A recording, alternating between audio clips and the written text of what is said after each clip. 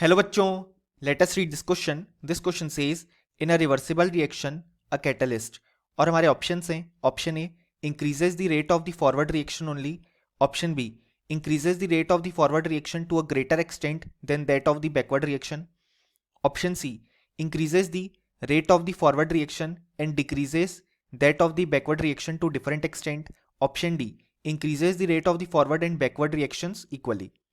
सो इस क्वेश्चन में हमसे रिवर्सिबल रिएक्शन में एक कैटलिस्ट का फंक्शन पूछा गया है. सो इस क्वेश्चन को सॉल्व करने के लिए हमें जो की कॉन्सेप्ट रिक्वायर्ड है वो है कॉन्सेप्ट ऑफ कैटलिस्ट. अब यहाँ पे हम एक रिवर्सिबल रिएक्शन लेते हैं जिसमें जो ए है वो हमारे पास एक रिवर्सिबल रिएक्शन में है बी के साथ. यानी कि अगर हम फॉरवर्ड रिएक्शन देखें यहाँ पे तो जो ए है वो बी में कन्वर्ट हो रहा है, और बैकवर्ड रिएक्शन देखें तो हमारे पास जो बी है वो ए में कन्वर्ट हो रहा है.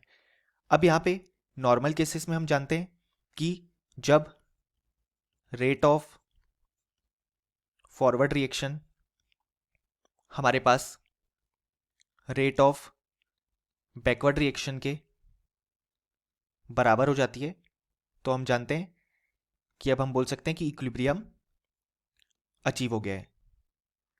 अब यहाँ पे जब हम कैटलिस्ट को यूज करते हैं तो ये क्या करता है, ये ओवरऑल रेट ऑफ रिएक्शन को इंक्रीज करता है.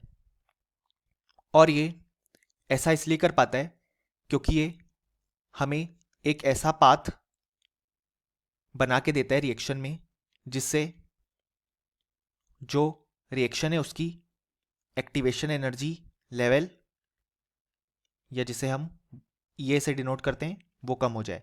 यानी कि कैटलिस्ट एक ऐसा पाथ बनाता है जिसमें कम एक्टिवेशन एनर्जी यूज हो. यानी कि बेसिकली वो activation energy of the reaction को कम करता है जिस कारण से रेट ऑफ रिएक्शन इंक्रीज होती है.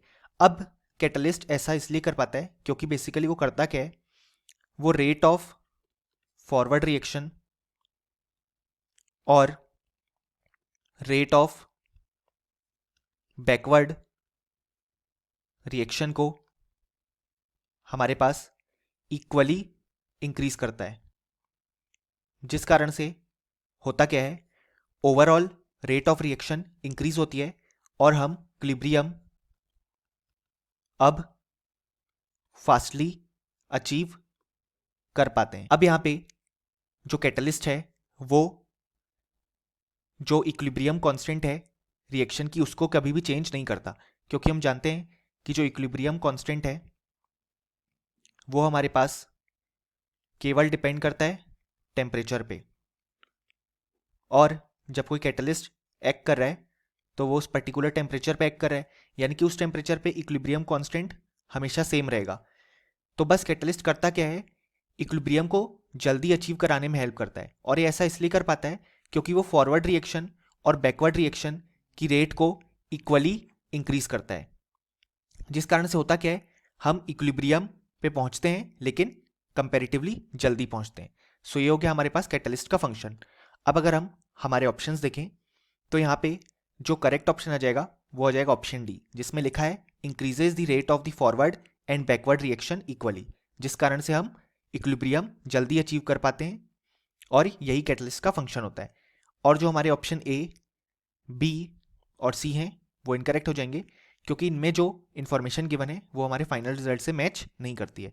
सो फाइनली हमें बोल सकते हैं यहाँ पे कि हमारे पास इस क्वेश्चन का जो करेक्ट आंसर आ गया वो आ गया ऑप्शन डी.